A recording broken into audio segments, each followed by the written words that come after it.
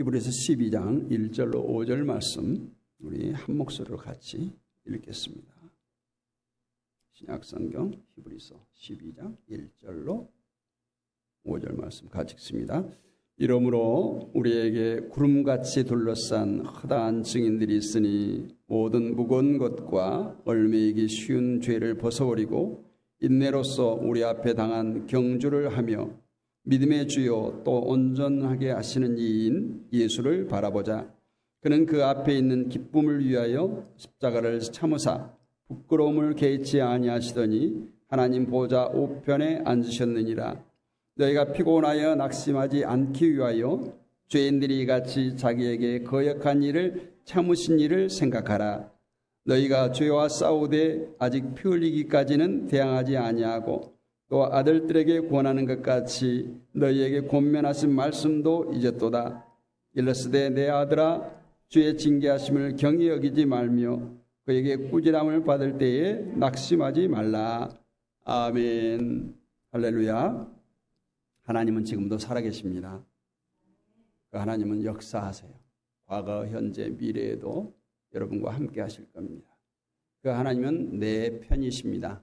남편 아니에요? 내 편이에요. 네. 오늘 말씀의 제목을 나의 삶을 변화시키자. 나의 삶을 변화시키자. 우리 따라서 한번 할까요? 나의 삶을 변화시키자. 지금 이 시간도 세상은 급격하게 변해가고 있습니다. 그러한 가운데 나는 가만히 있다면 나는 항상 뒤처질 수밖에 없습니다. 그런데 세상은 늘 내 주변의 환경이 변해야 한다고 나는 변할 수 없다고 이렇게 주장합니다. 우리가 대인관계 속에서도 너가 변해야지 나는 아무렇지 않아. 나는 완벽해. 이러한 생각을 합니다. 그러나 나에게 맞춰서 당신이 변해야 된다. 이런 생각보다는 내가 변할 때 세상은 다 변화될 줄로 믿습니다. 모든 것은 나로부터 시작해야 돼요. 내가 교회에 기도의 불쏘시개가 될 때, 내가 교회에 부흥의 불쏘시개가 될 때 교회는 기도의 불이 타오르고 부흥의 불길이 타오르게 될 줄로 믿습니다. 그런데 오랜 인생을 살아온 사람이면 사람일수록 그 생각의 변화를 가하기가 참 어렵다라는 거예요. 우리가 분재를 키워보면 어린 묘목부터 이제 분재를 키우는데 어렸을 때는 이 강선 철사로 감아주면 내 마음대로 수영을 바꿀 수가 있어요. 그러나 이제 가지가 굵어지고 세월이 흐르면 그 수영을 내 마음대로 바꿀 수가 없는 것처럼 우리 인생의 생각도 우리의 삶의 어떤 습관도 오랜 세월이 흐르면 바꾸기가 어려운 것 같습니다. 성경 속에도 보면 대표적인 사람들이 유대인들이죠. 저들의 어떤 생각을 또 관습을 내려놓기 싫어합니다. 예수님께서 오셔서 복음을 전하는데도 유대인들은 자꾸 예수님과 충돌을 일으켜요. 왜 그럴까요? 자기들이 이때까지 누려왔던 관습처럼 전통적으로 여겨왔던 그것들을 버리기 싫은 거예요. 기득권을 버리기 싫은 거예요. 선민의식과 율법을 통해서 자신들은 충분히 의롭다, 구원받았다고 생각했기 때문에 그렇습니다. 그러나 우리가 생각해야 할 것은 변질은 경계해야 되지만 변화는 늘 모색해야 되는 것입니다. 가정에서도 우리 교회 공동체에서도 나부터 변하고 나부터 잘 되면 모든 것이 잘 될 줄로 믿습니다. 우리는 예수 믿어 구원을 얻는 것이 의심할 바 없는 기정사실이에요. 우리는 거기에 대해서 전혀 의심하지 않습니다. 에베소서 4장 13절 말씀을 보면 우리가 다 하나님의 아들을 믿는 것과 아는 일에 하나가 되어 온전한 사람을 이루어 그리스도의 장성한 분량에 충만한 데까지 이르리니 이렇게 말씀하고 있어요. 우리 그리스도인 날마다 성숙을 꿈꾸고 성장을 향해 힘써야 할 이유가 바로 여기에 있습니다. 그리스도의 장성한 분량에 충만한 데까지. 그 충만함은 내가 정하는 수치가 아니에요. 하나님께서 원하는 데까지 달려가는 것입니다. 구원에는 두 가지 구원이 있다고 해요. 첫째는 예수님의 우편의 강도처럼 부끄러운 구원. 둘째는 영화로운 구원입니다. 이기는 구원, 칭찬받는 구원이죠. 오늘 이 둘째 구원, 즉 영화로운 구원에 초점을 맞추고 우리가 말씀을 나누려고 합니다. 마태복음에서 예수님은 너희는 먼저 그 나라와 그의 의를 구하라. 그리하면 이 모든 것을 너희에게 더하시리라고 말씀하셨어요. 하나님의 나라는 내 안에 이루어진다는 거예요. 하나님의 나라가 이루어지면 영혼이 잘 되고 범사가 잘 되고 강건한 삶을 살 수 있습니다. 그래서 그의 나라와 그의 의를 구하라는 거예요. 그러면 구하지 않는 것도 더해 주시는 복을 받을 것이다. 바로 아브라함의 복이 이런 복입니다. 우리가 아브라함의 롯의 관계를 한번 생각해 보시길 원합니다. 이제 아브라함이 조카 롯을 함께 데리고 살았어요.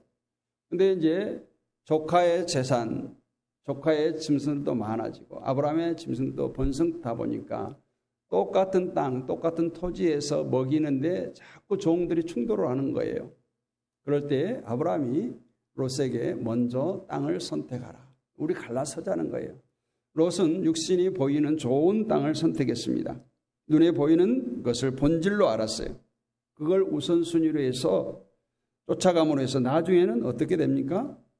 모든 것을 잃어버리죠.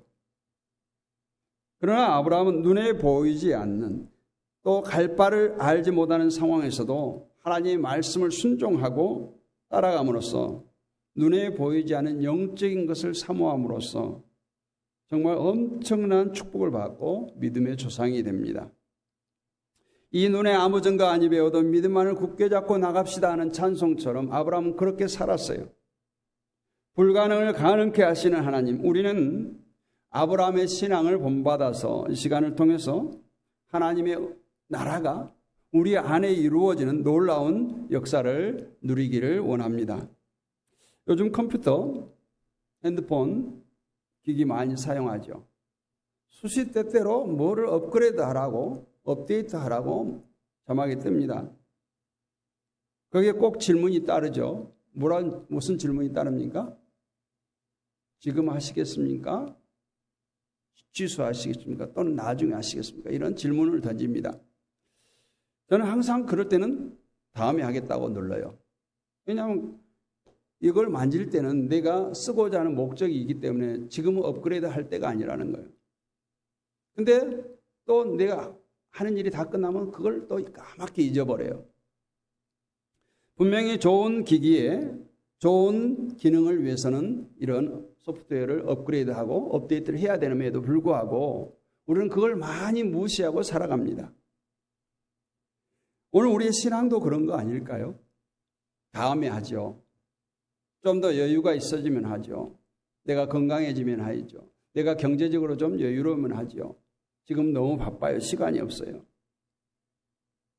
오늘 설교 제목을 처음에 제가 나의 신앙을 업그레이드 하자 이렇게 했다가 이거는 별로 이상하다. 그래서 나의 삶을 변화시키자라고 바꿨어요. 나의 삶을 변화시켜 나갈 때 우리의 신앙이 한층 더 업그레이드 될 줄로 믿습니다.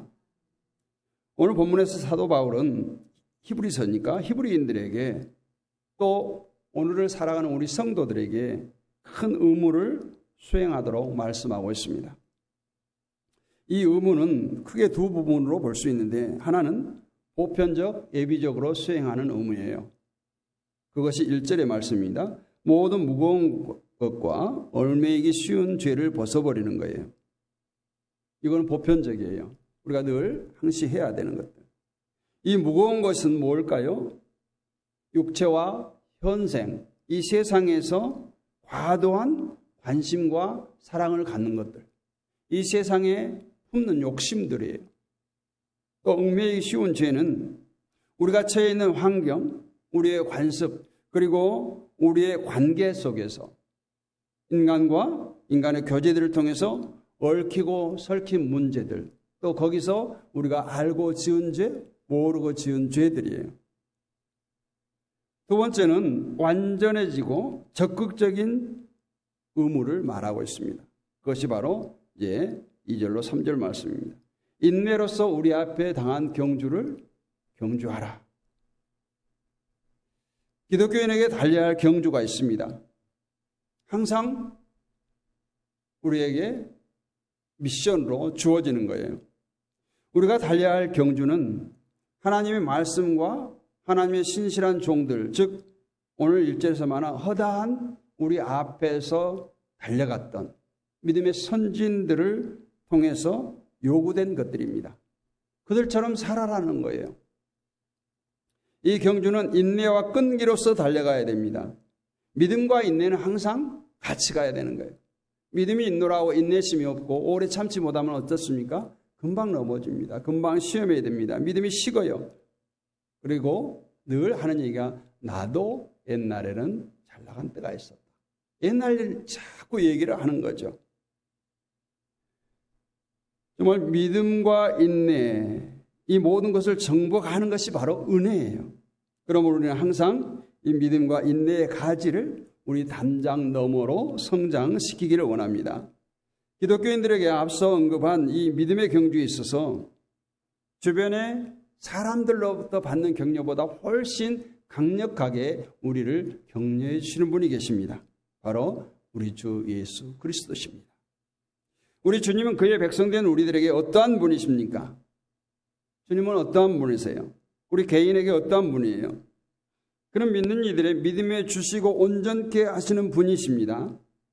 그는 우리의 믿음의 대상일 뿐만 아니라 만유의 주가 되십니다.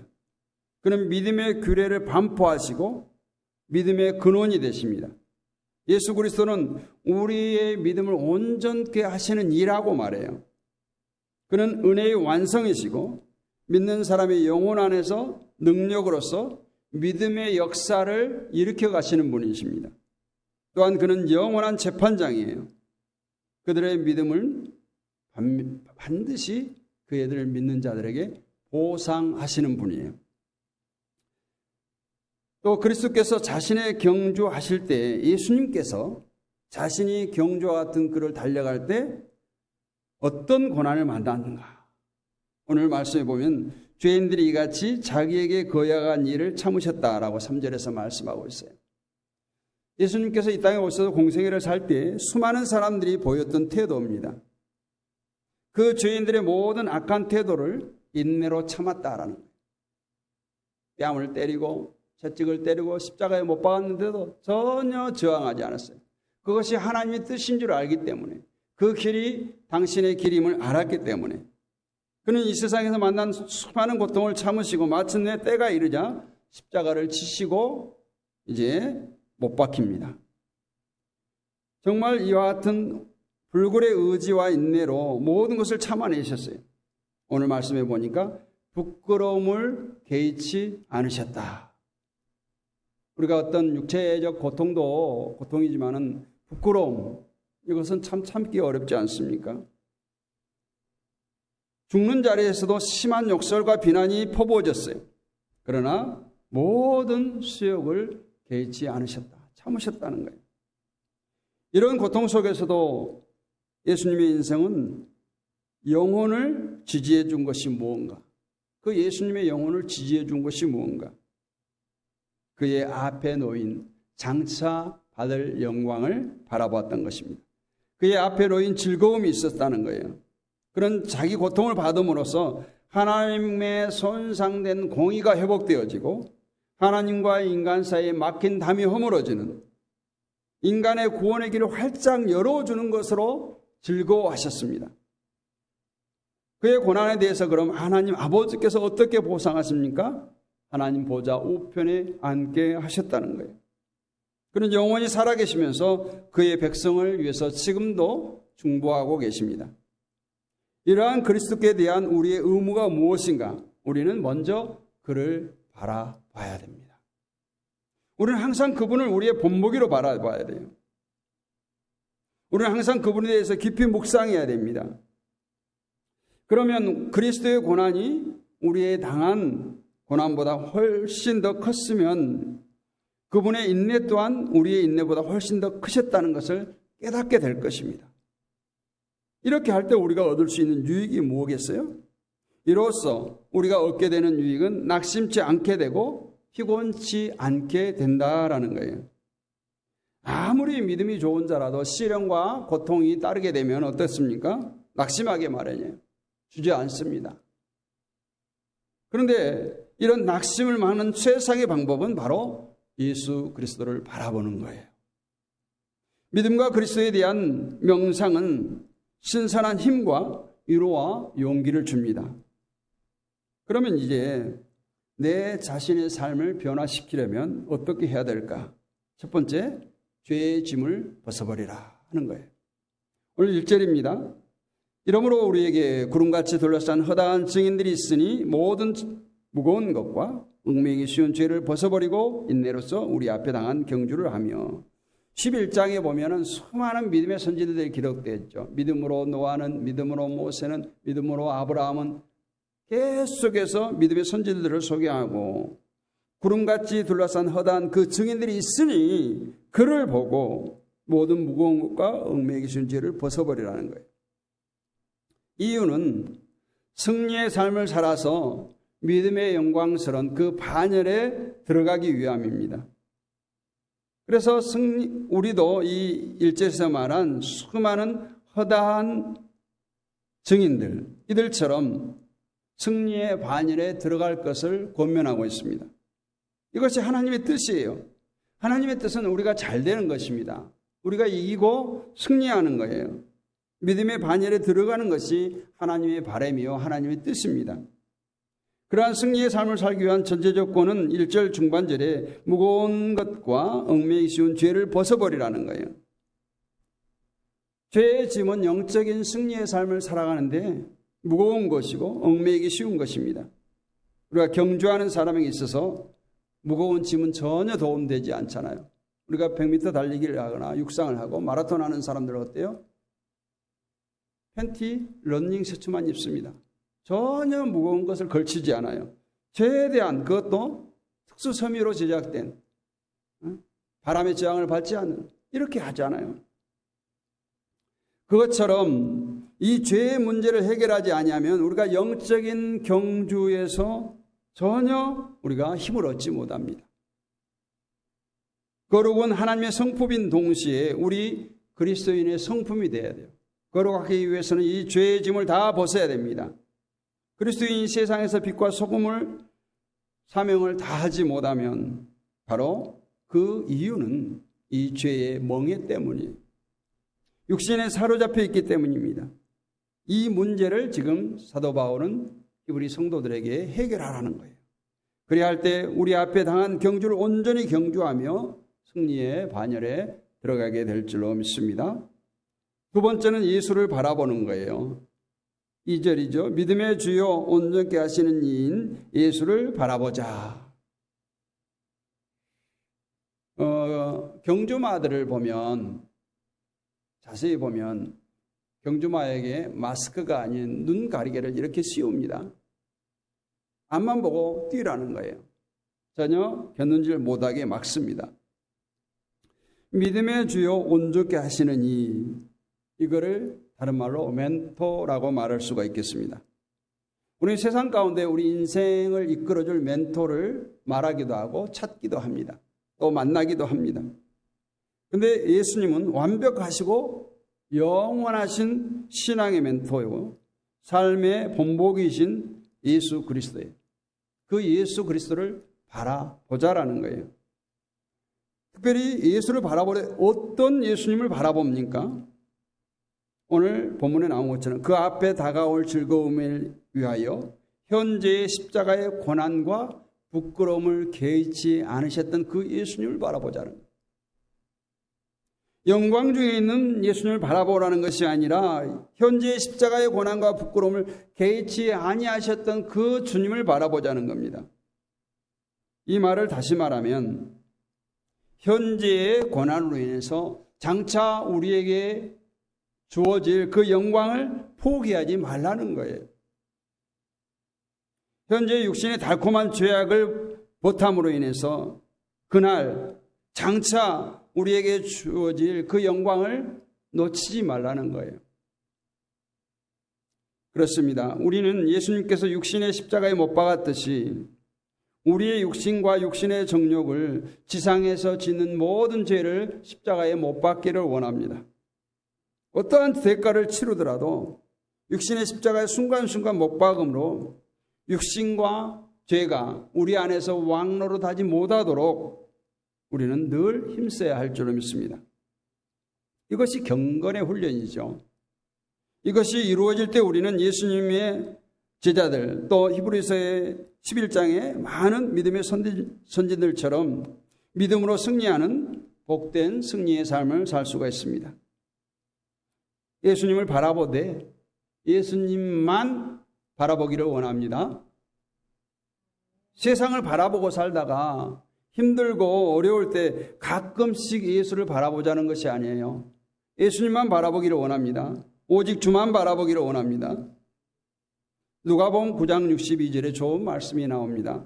예수께서 이르시되 손에 쟁기를 잡고 뒤를 돌아보는 자는 하나님의 나라에 합당하지 아니하니라.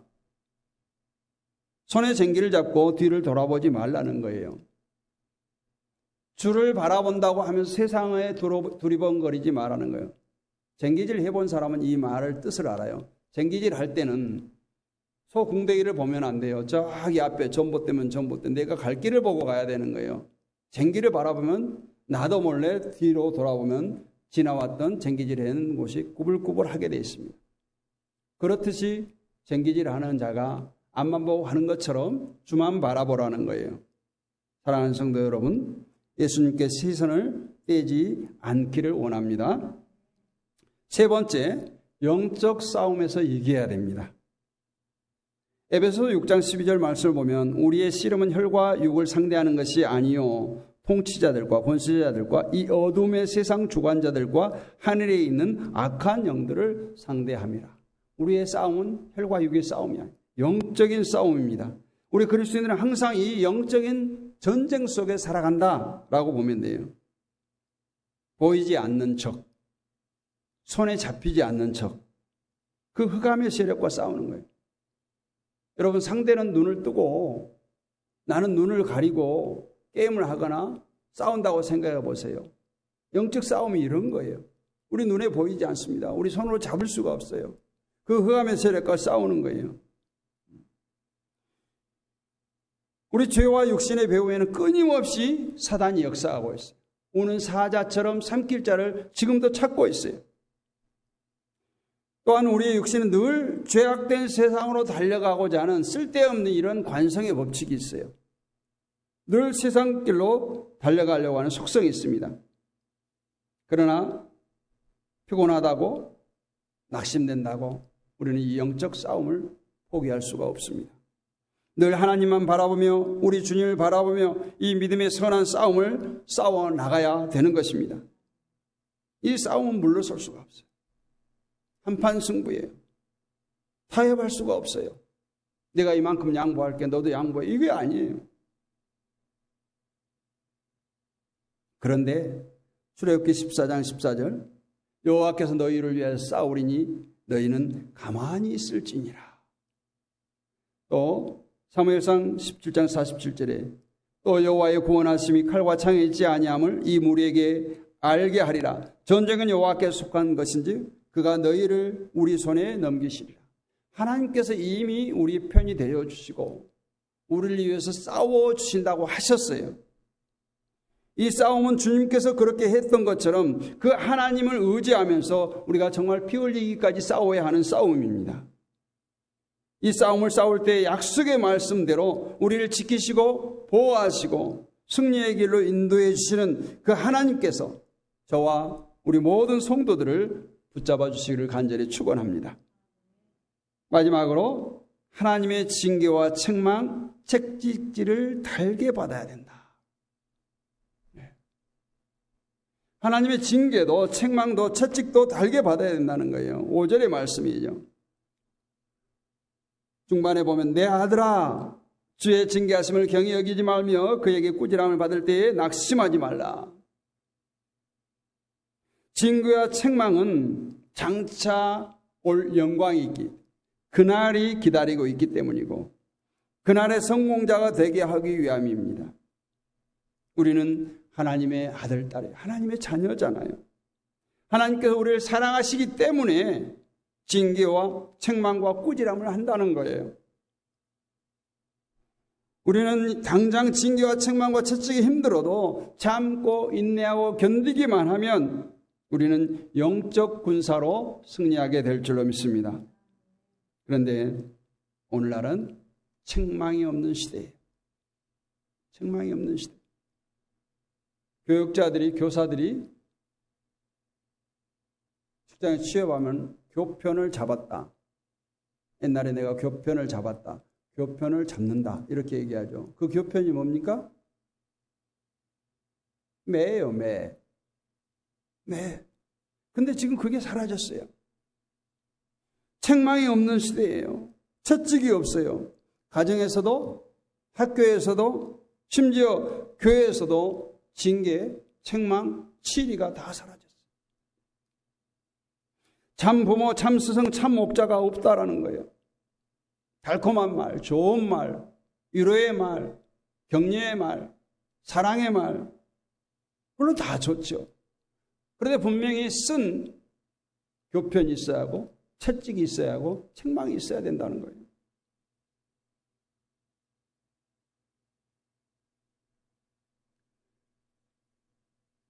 오늘 우리 본문 이후에 이러한 말씀이 기록되어 있습니다. 6절 이하를 제가 읽어봅니다. 주께서 그 사랑하시는 자를 징계하시고 그가 받아들이시는 아들마다 책짓기를 하심이라 하였으니 그가 참음은 징계를 받기 위함이라. 하나님이 아들과 같이 너희를 대우하시나니 어찌 아버지가 징계하지 않는 아들이 있으리요. 징계는 다 받는 것이거늘 너희에게 없으면 사생자요 친아들이 아니니라. 못된 짓을 하는 자녀를 보고도 가만히 두는 것은 친자식이 아닌 것. 오늘 성경이 그렇게 말씀하고 있어요. 여러분, 징계는, 꾸지람은, 채찍은 사랑이에요. 이것이 없으면 포기한 거예요. 내버려 두는 것은 포기하는 거예요. 아무쪼록 오늘 저와 여러분이 드리는 이 예배가 하나님께는 물론 영광이에요. 우리에게는 영적으로 승리하는 복된 시간이 되기를 원합니다. 정말 내게 누군가가 채찍과 같은, 내 가슴을 찌르는 것 같은 그런 쓴소리를 했을 때 감사함으로 받아들이시기를 원합니다. 멘토 얘기했죠. 멘토는 좋은 말만 해주는 것이 아니에요. 잘못된 길로 갈 때 채찍질을 해서라도 돌이키게 하는 것이 멘토예요. 우리 예수님이 그 길을 스스로 가셨고 보여주셨고 우리를 그 길로 따라오라고 하십니다. 다른 것 없어요. 우리는 하나님께서 주신 약속의 말씀을 붙잡고 자신을 그 하나님의 사람으로 변화시켜가는 거예요. 그럴 때 우리는 영적으로 승리하게 될 줄로 믿습니다. 그리스도의 장성한 분량에 이르도록 날마다 자신을 십자가에 못 박고 채찍질함으로 자신을 업그레이드 하기를 바랍니다. 그래서 강력하게 믿음으로 기도할 때 응답받고 새 힘을 얻고 영적인 힘을 얻어서 이 시대에 정말 승리자로서 사명을 잘 감당할 수 있는 저와 여러분이 되시기를 주님의 이름으로 축원합니다. 거룩하신 아버지 하나님 감사합니다. 오늘도 귀한 말씀을 나누었습니다. 말씀 가운데 내게 들려주신 하나님의 음성이 있기를 원합니다.